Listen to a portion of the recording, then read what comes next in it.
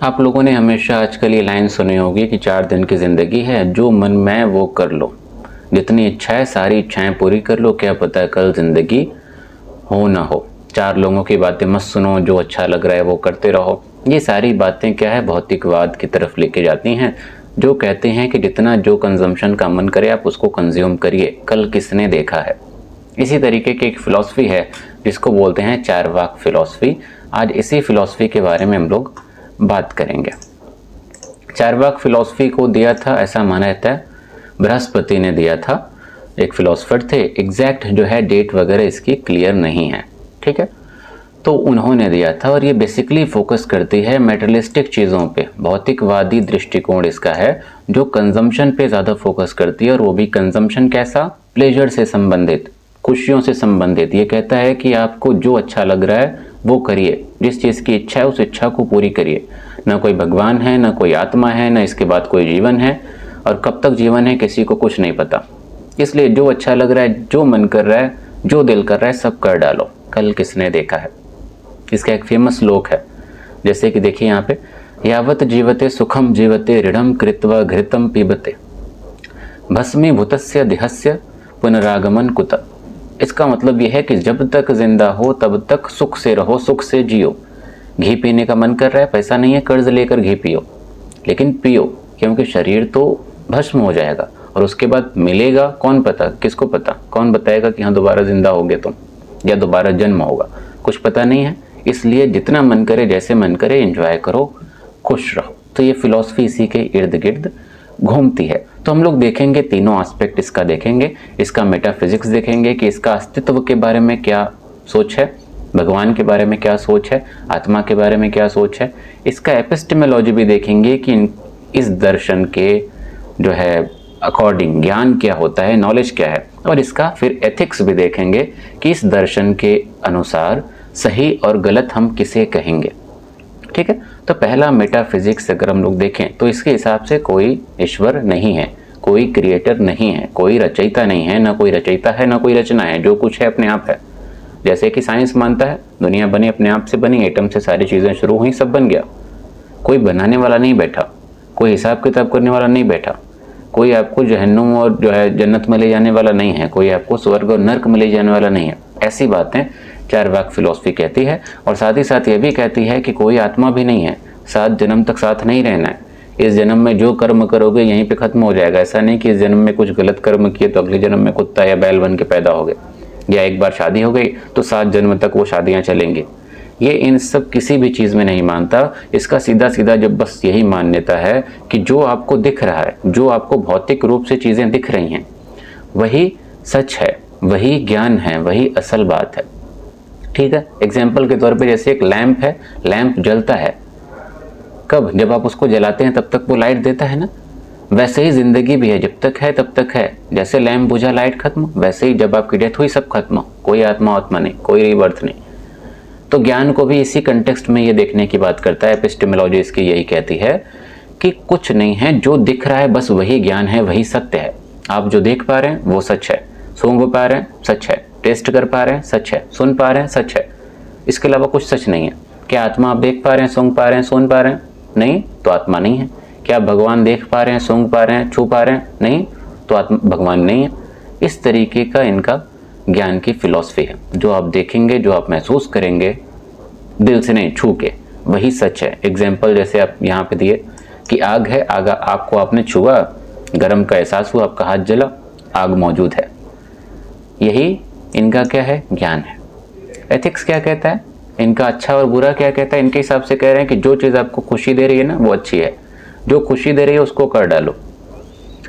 अगर आपको किसी, जैसे मान लीजिए चिकन खाने का मन कर रहा है तो आप चिकन खाइए, तड़पा के खाने का मन कर रहा है तड़पा के खा लो, क्योंकि तुम्हारा सुख ही क्या है, अल्टीमेट है। तुम्हारा सुख ही परम लक्ष्य है। दूसरे को तकलीफ हो रही है उससे मतलब नहीं है। स्वार्थी बन जाओ, सेल्फ जो है सेल्फिश बन जाओ, सेल्फलेस मत बनो। ये साफ साफ कहता है, सेल्फलेस नहीं बनना है, संन्यास नहीं लेना है। पैसा होते हुए भी क्यों गरीब की तरह जिंदगी गुजारनी है। पैसा नहीं भी है तो कर्जा लेके अमीर की तरह जिंदगी गुजारो, अपने आप को तकलीफ में क्यों डालना है। इस तरीके से जिंदगी को एंजॉय करने की बातें करता है कौन, चारवाक फिलॉसफी। इसके अलावा प्रैग्मेटिक मोरालिटी, प्रैग्मेटिक मोरालिटी का मतलब यही है कि आसान भाषा में इस फिलॉसफी के अकॉर्डिंग कि जिस चीज़ से अगर कोई गलत भी चीज़ है, अगर उस चीज़ को करके आपको खुशी मिल रही है, मान लीजिए आप शादीशुदा हैं, एक्सटर्नल जो है या एक्स्ट्रा अफेयर करके आपको खुशी मिल रही है, जो है आपको फ़ायदा हो रहा है, तो आप करिए। ठीक है, तो इस तरीके की यहाँ पे सोच है। अब ये सोच कैसी है वो तो आप लोग ही देखिएगा। जो सिर्फ और सिर्फ अपनी खुशी पे फोकस करता है, दूसरे की खुशी पे फोकस नहीं करता। इसका एक फेमस जो है और एक श्लोक है कि न स्वर्ग है, न मोक्ष है, न ब्रह्म है यानी कि न ईश्वर है, न परलोक है, न ऊपर कुछ है। जब तक जीवन है बस यही है, इसलिए सुख से जियो क्योंकि मृत्यु के बाद कुछ नहीं है। ऐसे एक और इसका श्लोक है कि जो है पियो, इतना पियो कि गिर जाओ, और गिर के फिर से पीना है तो फिर से उठो, फिर पियो, फिर भले गिर जाओ, फिर पियो, पीते रहो, क्योंकि पीने से सुख मिल रहा है। तो जिससे सुख मिल रहा है वो करते रहो। तो यही इस फिलॉसफी का सार है। कैसी लगी वो तो आप लोग कमेंट में बताइएगा।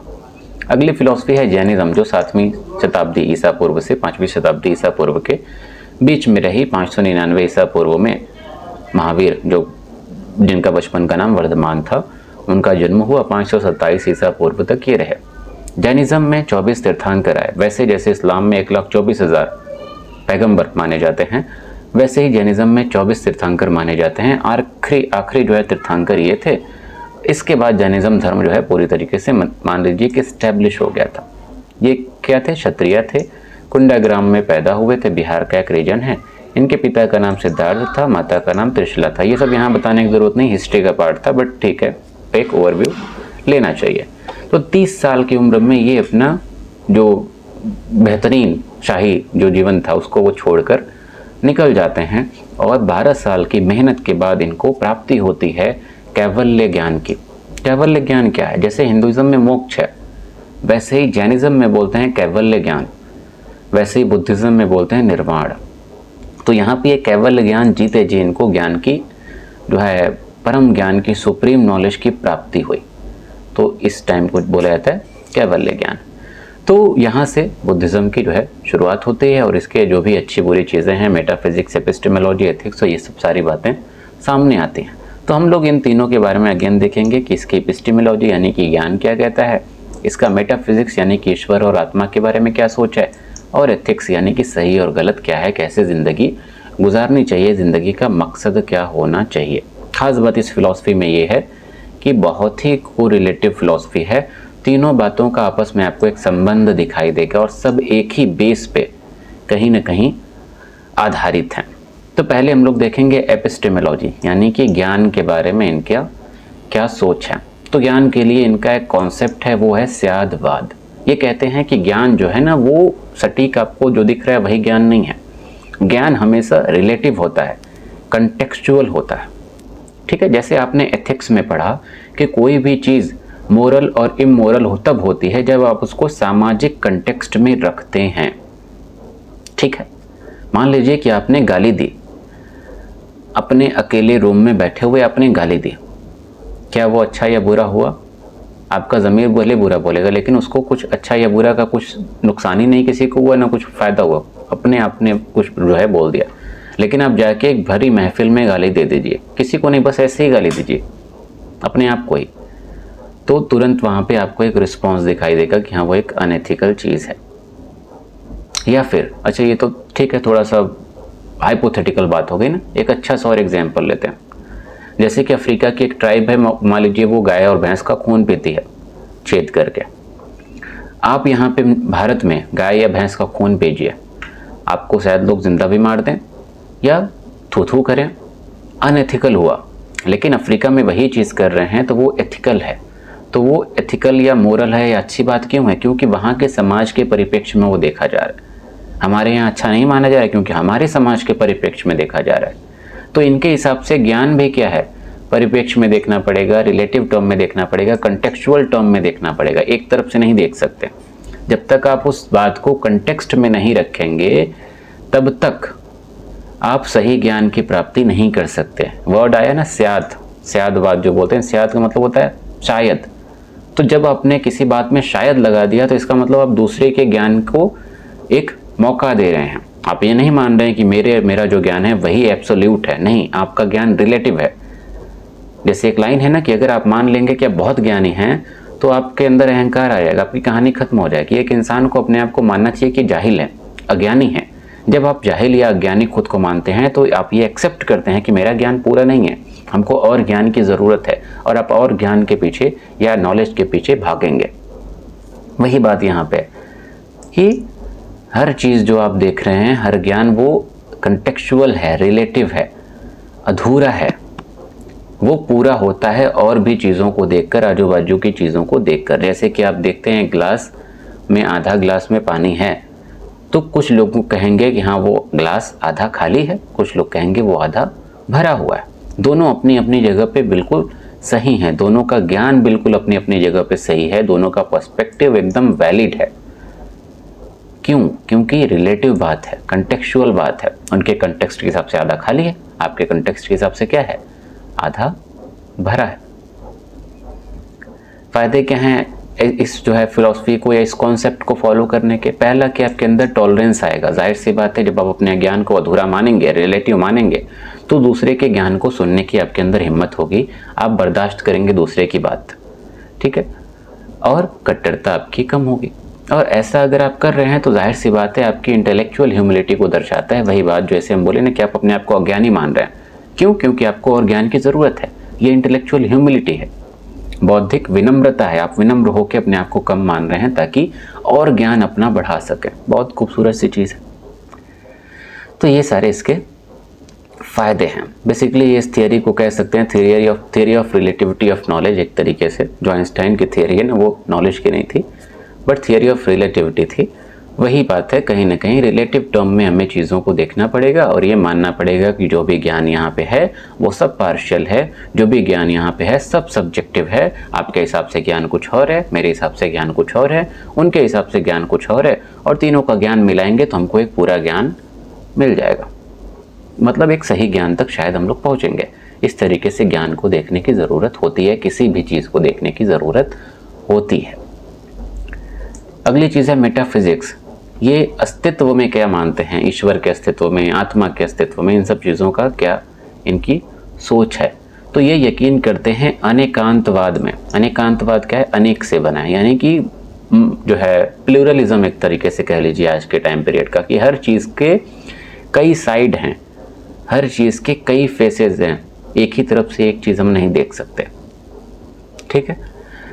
एग्जाम्पल के तौर पे जैसे कि मान लीजिए कि आपने आग देखी, आपने कहा कि हाँ आग जला के खाना बनाते हैं, ठीक है, एक साइड हो गई है।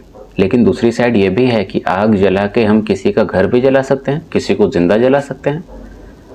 ये क्या है? मल्टी फेसेटेड रियलिटी है। हर बात की, हर अस्तित्व की, जो भी आप अस्तित्व अपने आसपास देख रहे हैं, जो भी चीज़ें अपने आसपास देख रहे हैं, सबके मल्टी साइड हैं। लेकिन हम लोग ऐसा कर नहीं पाते क्योंकि हम लोग बस स्वपर्याय देखते हैं। स्वपर्याय क्या है? कि एक ही चीज़ हमने देखी, उसके अगल बगल की चीज़ें आपने नहीं देखी। एक इंसान मान लीजिए गुस्सा कर रहा है, आपने कहा कि वो बड़ा अहंकारी है, बहुत गुस्से वाला है, क्या हो गया? स्वपर्याय। परपर्याय क्या है? मल्टी फेसेट रियलिटी कैसे देखेंगे कि हाँ वो इंसान गुस्सा क्यों किया, कहीं वो पागल तो नहीं। जैसे एक पागल होता है ना, गुस्से में कुछ भी कर देता है, चल जो है रोड पे चल रहा है, किसी को कुछ भी मार दिया। तो स्वपर्याय क्या है? कि आपने डायरेक्ट देखा कि हाँ उसने जो है चिल्ला के हमको पत्थर मार के फेंक दिया और आपने फैसला कर लिया। लेकिन अनेकांतवाद क्या कह रहा है कि ठीक है स्वपर्याय तुमने देखा, देखो, लेकिन परपर्याय भी देखो। परपर्याय क्या है? कि आप पता करिए कि हाँ उसने क्यों मारा। आपको पता चलेगा अरे वो तो पागल है, वो सबके साथ ऐसा ही करता है। तो आप एक सच्चाई तक पहुंच जाएंगे कि अरे ठीक है उसने कुछ गलत नहीं किया, उसका तो दिमाग ही वैसा है, ठीक है ना। तो हर एक चीज़ के अलग अलग पहलू हैं। जितनी भी चीज़ें आप अस्तित्व में देख रहे हैं, हर चीज़, ईश्वर भी या कोई भी, ईश्वर में मानते ही नहीं, इसीलिए तो कह रहे हैं कि आप एक साइड क्यों देखें, कि आपने क्यों मान लिया रचयिता है और उसने की सारी रचना की कहानी खत्म। हर पहलू को देखिए। तो ऐसे ही हर पहलू को देखने की बात करता है और इसी को क्या बोला गया? अनेकांतवाद। इसको इस एग्जाम्पल से भी समझ सकते हैं, जैसे वो स्यादवाद का एग्जाम्पल हम पहले भी दे चुके हैं कि एक हाथी है, उसके चारों तरफ अंधे लोग हैं जो देख नहीं सकते। कोई पूंछ पकड़ा है, कोई पैर पकड़ा है, कोई सूंड पकड़ा है, कोई उसके कान पकड़ा है। कान पकड़ा है तो कह रहा है पंखा है, पूंछ पकड़ा है तो कह रहा है झाड़ू है, पैर पकड़ा है तो कह रहा है खंबा है। सब अपनी अपनी जगह पे हैं। सब एक एक अपनी साइड देख रहे हैं, एक साइड देख रहे हैं। अब ये क्या करें, सब मिल के बतियाएं, स्यादवाद का इस्तेमाल करें और माने कि हाँ मेरा ज्ञान पूरा नहीं है, एक दूसरे की बात सुने और बात सुन के फिर हर साइड को देखें, यानी कि सबकी बात को वो इकट्ठा करें। फाइनली वो एक कंक्लूजन पे पहुंच जाएंगे कि हाँ वो एक हाथी है।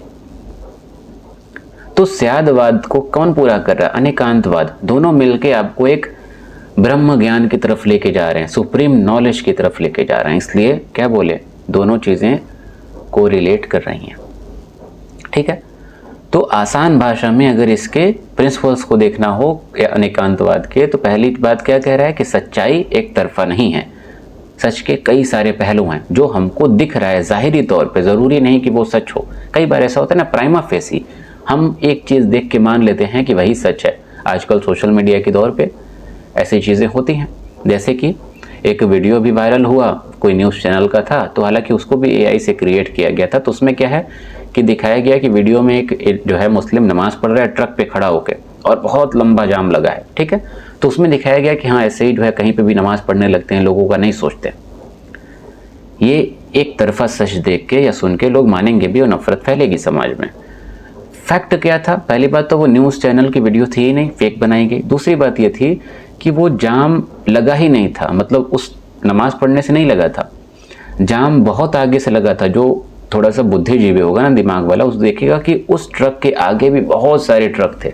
अगर ये ट्रक रोक के नमाज पढ़ता और जाम उसकी वजह से लगता तो सारी गाड़ियां पीछे होती, आगे भी बहुत सारी गाड़ियां थी। तो फैक्ट ये था ना, मल्टी जो है फैक्ट, जो मल्टी साइडेड फैक्ट आप देखें तो ये था कि ऑलरेडी बहुत लंबा घंटों से जाम लगा था, तो उस जाम का उसने फ़ायदा उठा के नमाज पढ़ ली। नमाज पढ़ने का जाम से कोई कनेक्शन नहीं था। ये बात आप कैसे समझेंगे?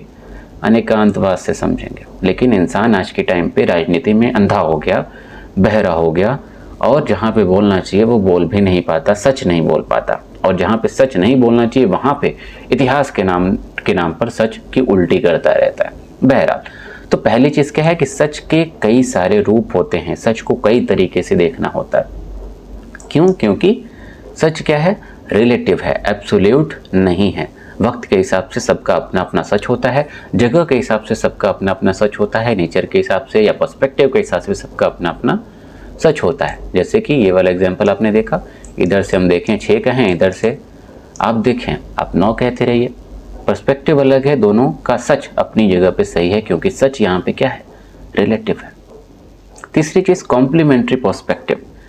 अनेकांतवाद हमें यह भी बताता है कि कैसे हमें एक दूसरे की बात सुननी चाहिए। जब हम एक दूसरे की बात सुनेंगे तो कॉम्प्लीमेंट्री पर्सपेक्टिव आएगा, यानी कि एक दूसरे की बातों को हम पूरा करेंगे, क्योंकि दोनों का ज्ञान, दोनों की सच्चाई अधूरी अधूरी है, दोनों ने अपने अपने हिसाब से देखा।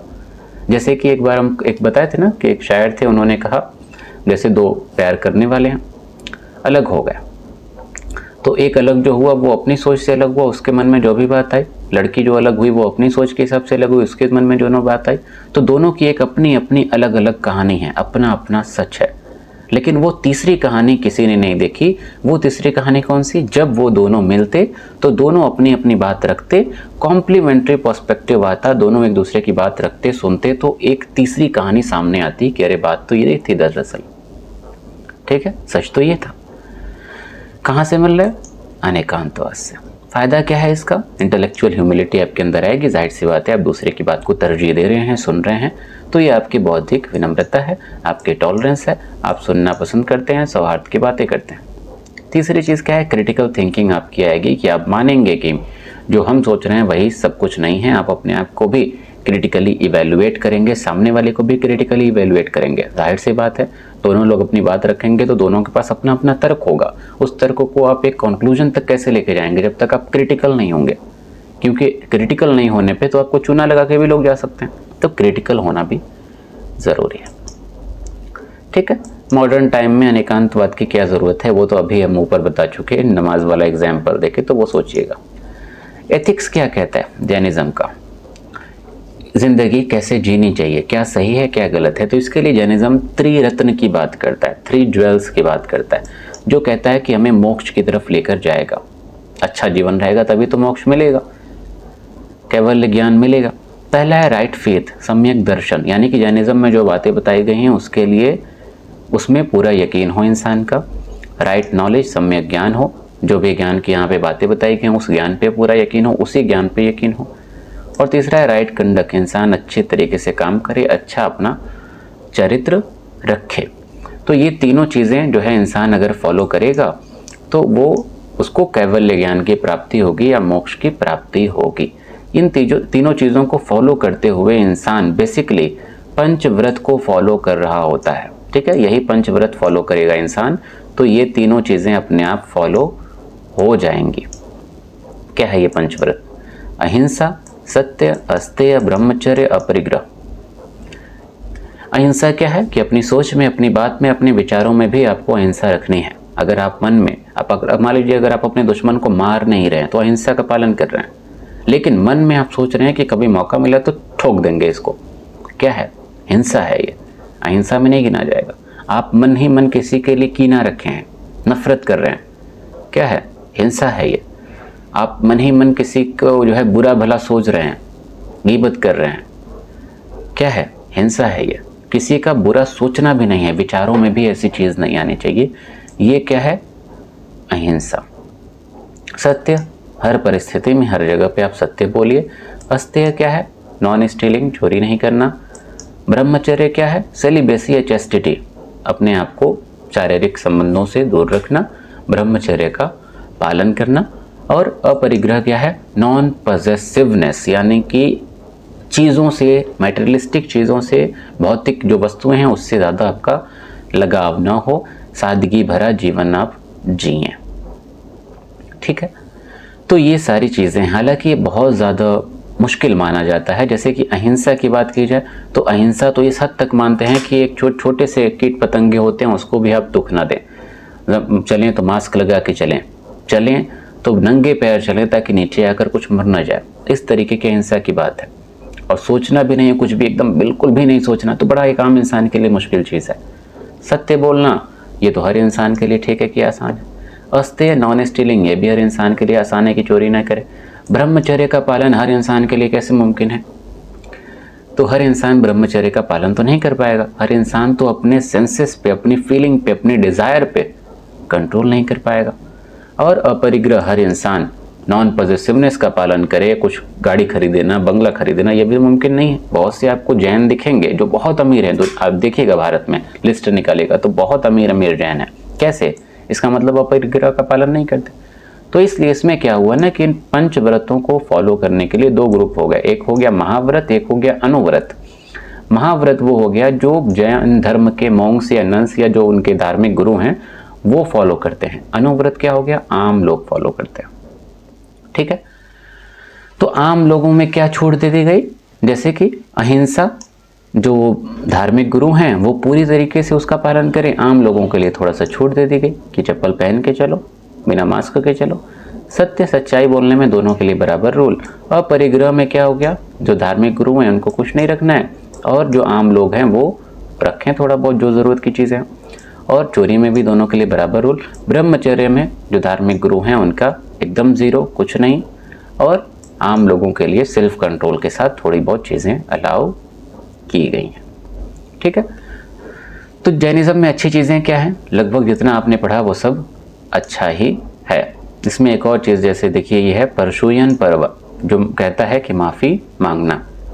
इंसान देखिए, माफ़ी मांगना और माफ़ करना एक बहुत बड़ी चीज़ है, हम बार बार कहते हैं। ठीक है, एक और बात हम कहते हैं ना कि माफ़ी का जो इम्पोर्टेंस है वो मेरे जो समझ में आती है, जैसे कहा जाता है कि दुख बांटने से कम होता है। मेरे हिसाब से दुख बांटने से कम नहीं होता, दुख माफ़ करने से कम होता है। माफ़ी मांगने से, माफ़ करने से कम होता है, क्योंकि इंसान माफ़ कर देगा ना तो उसका दुख अपने आप ख़त्म हो जाएगा। जब मान लीजिए किसी ने हमको तकलीफ़ दी और वही तकलीफ़ लेके हम तड़प रहे हैं और उस दुख को बांटते हैं, जब तक बांटेंगे नहीं तब तक वो जो है सही नहीं होगा, जो है कुछ हो रहा है। तो आप क्या करिए, उस दुख तकलीफ़ देने वाले को आप माफ़ कर दीजिए, कहानी ख़त्म हो गई। जैसे ही आपने माफ़ किया उसको बांटने की ज़रूरत ही नहीं पड़ेगी। ठीक है, और कई बार ऐसी चीज़ें होती हैं, किसी ने तकलीफ़ नहीं दी, ऐसे ही मान लीजिए दुख आ गया ज़िंदगी में, आपको चोट लग गई, कुछ हो गया, तो जो चोट लग गई क्या उसको वापस ला सकते हैं? नहीं ला सकते ना। तो कुछ ऐसे भी दुख होते तो इंसान क्या करे, उसको एक्सेप्ट करे। तो ज़िंदगी का दो ही रूल है अच्छी ज़िंदगी का मेरे हिसाब से। पहला, आप एक्सेप्ट करिए। एक्सेप्ट कैसे करेंगे? लेट इट गो करें, चीज़ों को जाने दें। दूसरा, माफ़ करना सीखें। सामने वाला माफ़ी नहीं मांग रहा तो इंतज़ार क्यों करना है कि अरे माफ़ी भी नहीं मांगे? नहीं मांगा, हम बड़े हैं, हम माफ़ कर देंगे। क्यों? क्योंकि आपको भी सुकून रहेगा, हमको भी सुकून रहेगा। और माफ़ करने का मतलब हम बार बार कहते हैं कि आप दोबारा उस चीज़ों का जिक्र मत करिए। जैसे एक बड़ा फेमस लाइन है, आजकल वायरल होती है कि हम लोगों के साथ इसलिए नहीं रहते कि हम माफ़ कर देते हैं। मतलब हम लोगों के साथ इसलिए नहीं रहते कि हम भूल जाते हैं, बल्कि लोगों के साथ इसलिए रहते हैं क्योंकि माफ़ कर देते हैं। ठीक है, आपके साथ किसी ने गलत किया तो आपने माफ़ कर दिया, रिश्ता बेहतर हो गया। इसलिए थोड़ी कि आपने सारी बात आप भूल गए हैं। तो आप मेरे साथ कुछ गलत करिए, हम नहीं भूलेंगे, हम आपके साथ कुछ गलत करें, आप नहीं भूलेंगे। लेकिन अगर आप रिश्ता निभा रहे हैं साथ तब भी हैं, तो इसका मतलब ये है कि आपने दिल से माफ़ किया, भले वो बात याद है। लेकिन अगर मान लीजिए कि वही बात आप रिपीट कर रहे हैं और आप कह रहे हैं माफ़ भी कर दिया, तो माफ़ी हुई ही नहीं। माफ़ी का मतलब है कि आपने उस चीज़ को छोड़ दिया और आप साथ अच्छे से रह रहे हैं। ठीक है, तो माफ़ी का एक बहुत बड़ा जो है स्थान है, बहुत बड़ी जगह है। अगली चीज़ है आपकी बुद्धिज़्म, जो कि जैनिज़्म के बाद आया 6ठी शताब्दी ईसा पूर्व और 5वीं शताब्दी ईसा पूर्व के बीच में। इसको लाने वाले कौन थे? गौतम बुद्ध, जिनका बचपन का नाम था सिद्धार्थ। लुम्बिनी में ये पैदा हुए थे। पिता का नाम था शुद्धोधन, माता का नाम था माया देवी। बहुत ही शान शौकत के साथ इनकी बचपन जो है ज़िंदगी गुजरी। कभी दुख इन्होंने देखा ही नहीं अपने महल में। बाहर निकले पहली बार तो इन्होंने देखा कि दुनिया में दुख तो बहुत है, लोग मर रहे हैं, लोग बिलख रहे हैं, लोग तड़प रहे हैं, लोग गरीबी में जो है परेशान हैं। तब उनको एहसास हुआ कि जो मेरा जीवन था वो तो अधूरा है, वो तो झूठ है, सच तो कुछ और है। मेरा जो जीवन है वो तो ऐसा जीवन लोगों का है ही नहीं, लोगों की ज़िंदगी में तो दुख भरा पड़ा है। यही सोच के वो अपनी ज़िंदगी, अपना घर जो है छोड़ के निकल जाते हैं और 6 साल की मेहनत के बाद इनको मोक्ष की प्राप्ति होती है, जिसको बुद्धिज़्म में बोला गया निर्माण। बोधि वृक्ष के नीचे इनको ज्ञान की प्राप्ति होती है और ज्ञान की प्राप्ति के बाद इन्होंने पहला अपना उपदेश दिया सारनाथ में, जिसको बोला गया धर्म चक्र प्रवर्तन। और यहाँ पे इन्होंने अपने 4 नोबल ट्रुथ की बात की, 4 परम सत्य की बात की। यही सारी चीज़ें आज पढ़ेंगे। अगेन यहाँ पे हम लोग बुद्धिज़्म का मेटाफिजिक्स देखेंगे कि अस्तित्व के बारे में इनकी क्या मान्यता है, एपिस्टेमोलॉजी देखेंगे कि ज्ञान के बारे में इनकी क्या मान्यता है, और एथिक्स के बारे में देखेंगे कि सही और गलत और जीवन के मकसद में, जीवन के रहने में, जीवन गुजारने में क्या कैसे रहना चाहिए, क्या रोल है। तो पहला हम लोग देखेंगे मेटाफिजिक्स, एथिक्स। इसके जैनिज़्म की तरह ये भी क्या है, नॉन थीस्टिक है। ईश्वर में इनका कोई यकीन नहीं है और फोकस भी नहीं करता ये ईश्वर पे कि है कि नहीं है, इनका कोई मतलब नहीं है। ये सीधा सीधा मानते हैं कि प्रकृति का एक नियम है, दम्मा है, उसी के हिसाब से ये सारी दुनिया चल रही है। ठीक है, इंसान जैसा कर रहा है उसी के हिसाब से सारी चीज़ें हो रही हैं। जैसे कि प्रत्युत्य समुत्पाद, ठीक है, ये इसी का एक कॉन्सेप्ट है। आगे हम लोग पढ़ेंगे कि कोई भी चीज़ जो है अपने आप नहीं है, हर चीज़ के पीछे एक रीज़न है, हर चीज़ के पीछे कॉजेज़ है और वही कॉजेज़ बाकी सारी चीज़ें डिसाइड कर रहे हैं। तो उसी के हिसाब से दुनिया चल रही है। और आत्मा के बारे में क्या कॉन्सेप्ट है? आत्मा के बारे में भी इनका अलग से कोई कॉन्सेप्ट नहीं है कि एक आत्मा है, वो जो है आपके पैदा हुए तो आपके अंदर आ गई, मरे तो वो आत्मा निकल गई, फिर दोबारा जन्म हुआ वो आत्मा आ गई, ऐसा कुछ कॉन्सेप्ट नहीं है। ठीक है, इसमें एक बेसिकली रीबर्थ में मान सकते हैं, लेकिन ऐसा कोई आत्मा कॉन्सेप्ट नहीं है। इनका मानना है कि जो सोल है ना, सोल वर्ड भी जो है आत्मा इस्तेमाल भी नहीं करते। इनके हिसाब से क्या है कि स्ट्रीम ऑफ कॉन्शियसनेस है। जो भी चीज़ें आप देख रहे हैं ना, पूरा एक इंसान जो है 5 चीज़ों से मिलके बना है। ठीक है, एक क्या है, उसका रूप जो बन रहा है वो उसकी फिजिकल बॉडी, दूसरा उसका सेंसेशन, उसकी फीलिंग, उसका दुख, उसकी खुशी, तीसरी चीज़ है परसेप्शन, जो चीज़ों को जो है रिकॉग्नाइज कर रहा है, और चौथी चीज़ है मेंटल फॉर्मेशंस, यानी कि जो उसके विचार हैं, जो उसकी इच्छा है, जो उसका इंटेंशन है, और पांचवी चीज़ है अवेयरनेस यानी कि कॉन्शियसनेस। यही 5 चीज़ों से इंसान बना है। ये 5 चीज़ें हैं, इसी का जो है ये निरंतर एक जो है प्रवाह होता रहता है। ठीक है, इससे ज़्यादा इसमें कोई अलग से कॉन्सेप्ट नहीं है। डुअलिज्म का कॉन्सेप्ट नहीं है कि बॉडी एक अलग है, आत्मा एक अलग है। ठीक है, जैसे नदी है ना, नदी लगातार बहती रहती है, वैसे ही नदी के प्रवाह की तरह ये सारी चीज़ें का एक प्रवाह होता रहता है। इंसान मर गया, वो प्रवाह चलता रहेगा। ये नहीं कि वही इंसान दोबारा जन्म लिया और फिर जो है सेम मतलब आत्मा है, ऐसा नहीं होता। ठीक है, सब निरंतर प्रवाह के तौर पे देखा जाता है। दुनिया के बारे में क्या है? दुनिया को ये लोग मानते हैं कि इम्परमानेंट है। ठीक है, और ये दुखों से भरी हुई है। और दुख क्यों है? दुख उसी लिए हैं जो अभी हम बताए प्रतीत्य समुत्पाद, डिपेंडेंट ओरिजिनेशन। इंसान की ज़िंदगी में दुख क्यों है? दुख बिना वजह नहीं है। इंसान बुरा क्यों कर रहा है? बिना वजह नहीं कर रहा है। इंसान अच्छा क्यों कर रहा है? बिना वजह नहीं कर रहा। हर चीज़ एक दूसरी चीज़ पे डिपेंडेंट है और हर चीज़ एक दूसरी चीज़ को कॉज कर रही है, बना रही है। दुनिया यही है और दुखों से भरी हुई है। एथिक्स इसका क्या कहता है? एथिक्स कहता है 4 नोबल ट्रुथ, जो कि इंसान अगर एक्सेप्ट कर ले तो उसको मोक्ष की प्राप्ति हो जाएगी और ये दुनिया जो दुखों से भरी है ना, उससे भी इंसान निकलेगा। क्या कहता है ये 4 नोबल ट्रुथ जो सारनाथ में उन्होंने पहले उपदेश में दिया? पहला यही बात कहता है कि ये बात तो मानो कि ज़िंदगी है, दुनिया है, तो दुख तो तुम्हारी ज़िंदगी में रहेगा। ठीक है? दुख क्या है? जैसे आप कुछ अचीव करना चाहते हैं, कुछ पाना चाहते हैं, तो जो भी आप पाना चाहते हैं उसके 2 ऑप्शन हैं 50-50 कि वो चीज़ मिलेगी या नहीं मिलेगी। कई बार ऐसा होता है कि इंसान पहले ही सोच लेता है कि नहीं मिलेगी, 50% नहीं मिलने वाले पे जोर दे देता है। यही ओवर थिंकिंग है और इंसान परेशान हो जाता है पहले से ही। शायद अच्छा रिजल्ट आने वाला है तो वो सोच सोच के पहले से ही बर्बाद कर देता है। तो बहरहाल कोई भी चीज़ में अनसर्टेनिटी होती है, कई सारे फैक्टर्स हो सकते हैं उस अनसर्टेनिटी के, और फाइनली जब मान लीजिए वो चीज़ अगर आपको नहीं मिली तो वही आपके दुख का कारण बनता है। तो ये आपको मानना है कि दुनिया दुख से भरी है क्योंकि दुनिया में अनसर्टेनिटी बहुत ज़्यादा है। ठीक है? तो पहला तो सच यही हो गया कि आप मानिए कि दुनिया में दुख बहुत ज़्यादा है। फिर दूसरा सच क्या बताते हैं नोबल ट्रूथ? समुदय। कहते हैं कि जो दुख है उसके पीछे कारण है। क्या कारण है? आपने एक उम्मीद रखी ना कि आपको हमको यहाँ तक पहुँचना है, वो नहीं मिला तो आपको दुख हुआ। तो उन्होंने वही बात बोली कि हर दुख का एक कारण है। उसी को एक्सप्लेन किया किसकी मदद से? प्रतीत्य समुत्पाद की मदद से, डिपेंडेंट ओरिजिनेशन की मदद से, कि हर एक चीज़ जो मौजूद है वो किसी न किसी कारण से है। हर एक चीज़ जो आने वाली है वो किसी न किसी कारण से है। आपका अगर दुख है ना तो वो दुख भी एक कारण से है। कारण क्या है? कि आपने उम्मीद की। कारण क्या है? कि आपने इच्छा की। कारण क्या है? कि आपने क्रेविंग पैदा की, एक डिज़ायर पैदा की। डिज़ायर क्यों पैदा की? डिज़ायर अगर आप पैदा करेंगे और वो पूरा नहीं होगा तो जाहिर सी बात है आपको दुख तो होगा ही। तो दूसरा सच, कॉज ऑफ सफरिंग, दुख का कारण क्या है। और दुख का कारण में उन्होंने एक और मेन चीज़ को जिम्मेदार बताया जिससे आपके अंदर डिज़ायर पैदा हो रही है, इच्छा पैदा हो रही है। तो इच्छा पैदा होने के पीछे कारण बताया इन्होंने अविद्या या फिर इग्नोरेंस, जहालत।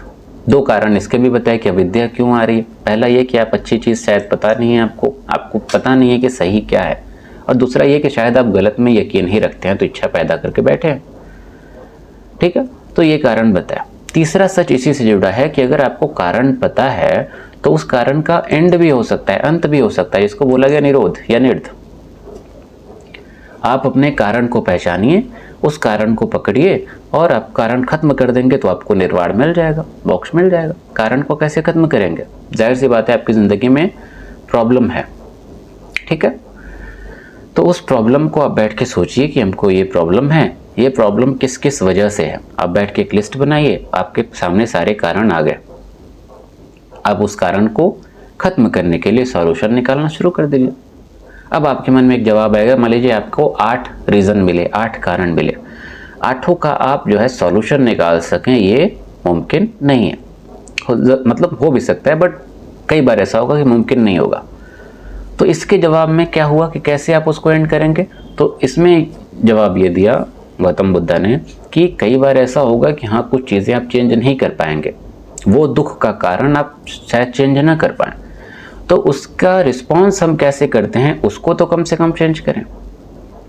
जैसे कि एक बहुत बेहतरीन बुक है, उसमें एक जो है डायलॉग है कि हमारी सबसे बड़ी आज़ादी ये है कि हम चीज़ों के प्रति कैसे रिएक्ट करते हैं। ठीक है? हमारे साथ कुछ गलत हुआ और उस गलती के बाद भी हम बिल्कुल कामली रिएक्ट करते हैं, ये सबसे बड़ी आज़ादी है। लेकिन हम लोग क्या करते हैं कि हमारे साथ कुछ गलत हुआ, चिल्लाना शुरू कर दिए हम। तो यही तो हमारा नेचर दर्शाता है।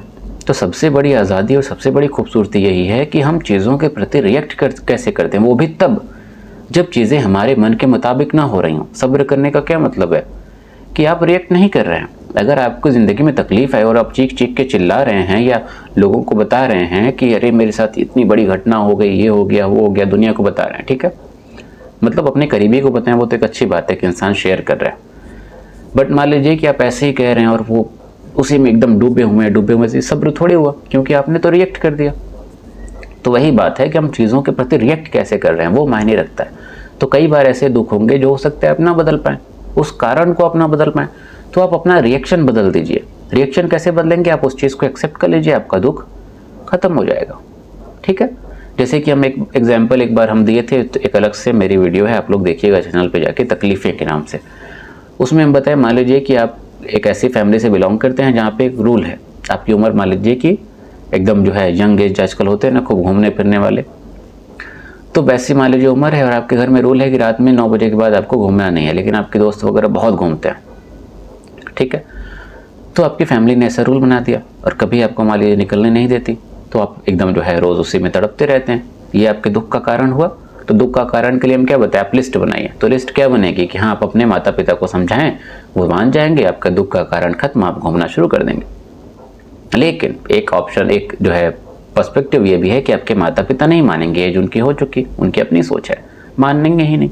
तो आप क्या करिए, अपना रिएक्शन चेंज कर दीजिए। आप जो गुस्सा हो रहे हैं ना, परेशान हो रहे, चिल्ला रहे, चिल्लाना, परेशान होना बंद करिए, अपना रिएक्शन चेंज करिए, उस चीज़ को एक्सेप्ट करिए, आपका दुख खत्म हो गया और आप दूसरी चीज़ों पे फोकस कर पाएंगे। कोई भी चीज़ जो आपके मन मुताबिक नहीं हो पा रही और उसका जो है एक जो है चांस नहीं बन पा रहा, आप उस चीज़ को एक्सेप्ट करके आगे बढ़िए और ज़िंदगी में जो बाकी ज़रूरत की चीज़ें हैं उस पर फोकस करना शुरू करिए, ठीक है। तो इस तरीके से दुख के कारण को इंसान पहचाने और उसको कंट्रोल करे। और उसके लिए इन्होंने 8 तरीके का रास्ता बताया, जो कि कहा गया मार्ग, और ये चौथा सत्य है। 8 तरीके का वो 8 फोल्ड पाथ क्या है जो आपका मतलब इन सब प्रोसेस में आपकी मदद करेगा, वो है आपका राइट व्यू, सम्यक दृष्टि। आप अच्छा सोचिए, ठीक है, अच्छा देखिए, सोचिए नहीं बल्कि अच्छा देखिए और पहचानिए कि सच क्या है। और सच क्या है? सच ये है कि दुनिया दुख से भरी है, वो दुख एक कारण से है, वो कारण को पहचानना आपका काम है, उस कारण का समाधान निकालना आपका काम है। ये क्या है? सम्यक दृष्टि, सही जो है दृष्टि। दूसरी चीज़ क्या है? राइट इंटेंशन, सम्यक संकल्प। संकल्प का मतलब क्या है कि आप अच्छा सोचिए, अच्छा मन में इंटेंशन रखिए। जब आप अच्छा इंटेंशन रखेंगे तो आपका अच्छी दृष्टि भी होगी, आप अच्छा कर पाएंगे। काइंडनेस मन में रखिए, जो है कंपैशन मन में रखिए, चीज़ों के प्रति ज़्यादा मोह माया में मत लिपटिए। जैसा आप सोचेंगे वैसा आप होंगे, ये बात आपने सुनी होगी। तो इसलिए कहा जाता है कि बहुत ज़्यादा नेगेटिव नहीं सोचना चाहिए, बहुत ज़्यादा जो है पेसिमिस्ट नहीं होना चाहिए इंसान को, बहुत ज़्यादा निराशावादी नहीं होना चाहिए, क्योंकि बहुत ज़्यादा निराशावादी होंगे तो आपकी ज़िंदगी में निराशा ही निराशा भरी पड़ेगी। जो आप सोचेंगे वही आप बनेंगे, जो आप सोचेंगे वही आप बोलेंगे। तो इसलिए अपना सोचना सही करिए, सोचना सही करेंगे तो आपका बोलना भी सही होगा। राइट स्पीच, सम्यक वाक्य, अच्छा बोलेंगे, सच्चा बोलेंगे, काइंडनेस के साथ बोलेंगे, झूठ बोलने से बचेंगे, गॉसिप करने से बचेंगे, चापलूसी करने से बचेंगे, पीठ पीछे बिचिंग करने से बचेंगे, ऐसे शब्द बोलने से बचेंगे जो लोगों को तकलीफ दें। चौथी चीज़ क्या है? Right action. अच्छा सोचेंगे तो अच्छा बोलेंगे, अच्छा बोलेंगे तो अच्छे काम भी करेंगे, ठीक है।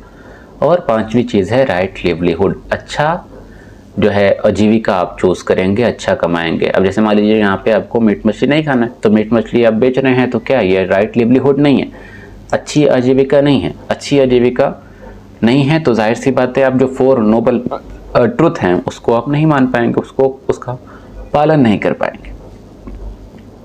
छठा है राइट एफर्ट, सम्यक प्रयास। अच्छा प्रयास, लगातार प्रयास करते रहें।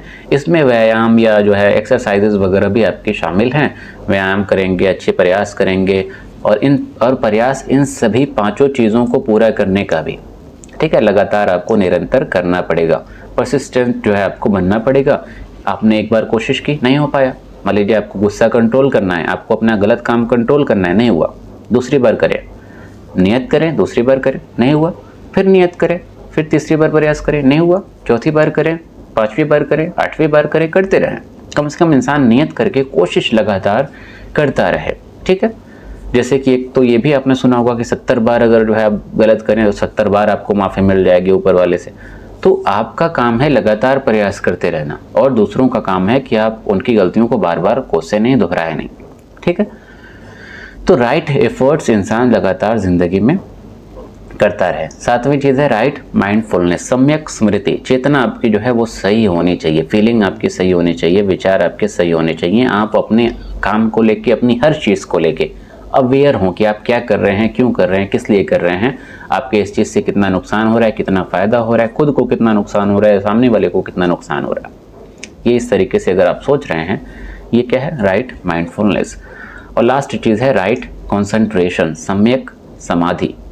एक ऐसा गहन सोच डेवलप करें, एक ऐसा बुद्धिजीवी दिमाग डेवलप करें जो आपकी इन सब चीज़ों में मदद करेगा। इसके कई सारे रास्ते हो सकते हैं। आप ध्यान लगाइए, शांति से बैठिए, अपने आप को वक्त दीजिए, 2 घंटा खुद को वक्त दीजिए, अपने आप से बातें करिए। अपने आप से बातें करना बहुत ज़रूरी होता है हर वे में। अपने आप से बातें करेंगे, आपका स्ट्रेस दूर होगा। अपने आप से बातें करेंगे, आप अपना सही गलत पहचान पाएंगे। अपने आप से बातें करेंगे, आपके दुख कम होंगे। अपने आप से बातें करेंगे, आपका नेचर आपकी कंट्रोल में रहेगा। अपने आप से बातें करेंगे, आपकी इमोशनल स्टेबिलिटी आपके अंदर डेवलप होगी। एक एक्सट्रीमिटी आपके इमोशन में गायब होते हुए दिखाई देगी। बहुत ज़्यादा उत्तेजित होना, बहुत ज़्यादा गुस्सा करना, बहुत ज़्यादा दुखी होना, बहुत ज़्यादा एक्साइटेड होना, इन सब में एक बैलेंस दिखाई देगा। क्यों? क्योंकि जब आप अपने आप से बातें करेंगे तो आप पाएंगे कि हाँ, मेरी इस चीज़ से इतना नुकसान हो रहा है, मेरे इस चीज़ से इतना फ़ायदा हो रहा है, और आप बेहतर रास्ते की तरफ बढ़ेंगे। तो ये 8 फोल्ड पाथ हैं। ये सारी बातें क्या हैं, जो 4 नोबल ट्रूथ हैं उससे कनेक्टेड हैं। इसके अलावा बुद्धिज़्म में एक मिडल पाथ डेवलप हुआ कि मध्यम मार्ग निकालना चाहिए। कई सारी चीज़ें होती हैं कि इंसान के बस में पूरी तरीके से नहीं होती हैं, तो डेवलप हो गया एक और रास्ता जिसको कहा गया मध्यम मार्ग। आसान भाषा में कहिए कि बुद्धिज़्म कहता है कि मीट मछली आपको नहीं खाने। जैसे चारवाक कह रहा है ना कि आप सब खाइए, जो मन में आ रहा है सब खाइए। जैनिज्म कह रहा है कुछ भी नहीं खाना है, मास्क लगा के चलिए कि एक जो है कीटाणु वगैरह भी मुंह में ना जाए। तो बुद्धिज्म क्या कह रहा है कि मांस मछली नहीं खाना है, लेकिन मरा हुआ अगर जानवर है तो ठीक है, खा लीजिए। ठीक है, तो ऐसी चीज़ें जो है बुद्धिज्म बीच का एक रास्ता बताता है। प्लेजर को पूरी तरीके से ख़त्म करने की बात नहीं करता, जैनिज्म की तरह सब कुछ छोड़ देने की बात नहीं करता, और चारवाक की तरह सब कुछ लपेट लेने की बात नहीं करता। चारवाक की तरह एकदम स्वार्थी होने की भी बात नहीं करता, और जैनिज्म की तरह एकदम सेल्फलेस होने की भी बात नहीं करता। तो मध्यम मार्ग का रास्ता क्या है, बुद्धिज्म का है। जैसे यहाँ पे देखिए एक एग्जांपल दिया है, musical instrument plays best when strings are neither too tight nor too loose. एक जो है म्यूजिक बजाने वाला जो भी यंत्र होता है वो तभी सबसे ज़्यादा अच्छे तरीके से काम करता है जब उसके तार ना तो बहुत ज़्यादा टाइट हो, ना बहुत ज़्यादा लूज हो। ठीक है, इसके अलावा 2 और छोटे छोटे कॉन्सेप्ट हैं। एक है चेंज ऑफ द हार्ट, हृदय परिवर्तन। बुद्धिज्म में इस चीज़ को बहुत ज़्यादा तरजीह दी गई है कि इनर ट्रांसफॉर्मेशन करिए। जैसे मान लीजिए 2 ग्रुप में लड़ाई हो रही है, चाहे विचारों की ही लड़ाई हो, तो हम लोग जनरली क्या करते हैं कि हम लोग सोचते हैं कि हाँ इसको हराना है। एक इंसान को हराने की बात होती है, तभी हम जीतेंगे। यही बात है एक आम इंसान के मन में। गांधी जी ने भी इस बात को बहुत फॉलो किया हार्ट ट्रांसफॉर्मेशन पे, जो है चेंज ऑफ हार्ट पे। तो उनके अनुसार क्या है कि हम दुश्मन को या लोगों को हराने में यकीन न रखें, बल्कि ऐसी बातें करें, ऐसी चीज़ों का इस्तेमाल करें कि इंसान जो है उसका मन बदल जाए। जाहिर सी बात है, हम किसी को समझा रहे हैं या किसी के खिलाफ प्रोटेस्ट कर रहे हैं या लड़ रहे हैं, तो इसका मतलब वो कुछ गलत काम कर रहा है। तो उसको हराने की क्या ज़रूरत है, उसका दिल ही जो है बदल दीजिए, ताकि उसको अपनी हार का एहसास ना हो। दोनों लोग क्या होंगे, विजयी होंगे। तो दिल का या हृदय परिवर्तन बहुत ज़रूरी है। जैसे एग्जाम्पल के तौर पे अंगुलीमाला एक जो है बंदा था, वो क्या कर रहा था कि उंगलियों की माला बना रहा था। ठीक है, 100 उंगलियों की। तो 99 उंगली उसने काट के, जिससे भी काट के लेके आया, और 99 उंगली का हार उसने बना लिया था। अब 1 उंगली बची थी, तो उसके पास उसकी माँ आखिरी ऑप्शन बची थी, तो माँ की उंगली काटने जा रहा था ताकि वो 100 उंगली का हार पूरा कर सके। बाद में जब गौतम बुद्ध को ये बात पता चली तो मुलाकात हुई, और उसके मुलाकात के बाद इसका हृदय परिवर्तन हो गया। इसी तरीके से वाल्मीकि का नाम आपने सुना होगा, डकैत थे, बाद में पोएट बन गए। अशोक का आपने नाम सुना, कलिंगा के युद्ध में कैसे लाखों जिंदगियां बर्बाद की, और बाद में शांति का देवी जो है एक दूत बन गया। ऐसे ही महात्मा गांधी, पहले इनको कुछ मतलब ही नहीं था आज़ादी और इन सब चीज़ों से, अफ्रीका गया और उनके उनको एहसास हुआ कि दुनिया में तो बहुत कुछ है, बहुत परेशानी है, और इनका जीवन बदल गया। तो चेंज ऑफ हार्ट एक ज़रूरी चीज़ है। सोशल इक्वलिटी इसमें कुछ खास है नहीं, जाहिर सी बात है सोशल इक्वलिटी की बातें तो यहाँ पे हो रही हैं क्योंकि इसने कास्ट सिस्टम और ये सारी चीज़ों को रिजेक्ट किया और यूनिवर्सल ब्रदरहुड की बातें की। अगली चीज़ है आत्मदेवो भव। ठीक है, बुद्धा के आखिरी वर्ड थे, be a light unto yourself, truth lies within, each individual must find their own enlightenment.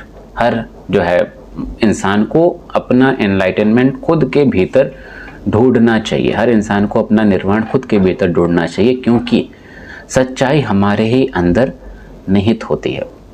इसका मतलब क्या है कि अपने आप से सच खोजना शुरू करें। हर चीज़ की बदलाव की शुरुआत खुद से होगी। खुद से पहले क्वेश्चन करना शुरू करें, खुद से बातें करना शुरू करें। जब आप खुद से क्वेश्चन करेंगे, खुद से बातें करेंगे, तो जाहिर सी बात है इंसान अपने नेचर में पहले बदलाव लाएगा। ठीक है, तो ये सारी चीज़ें जो है ज़रूरी हैं, और बाकी बहुत सारी इसमें जो है वो आप लोग पढ़ लीजिएगा, कुछ खास है नहीं।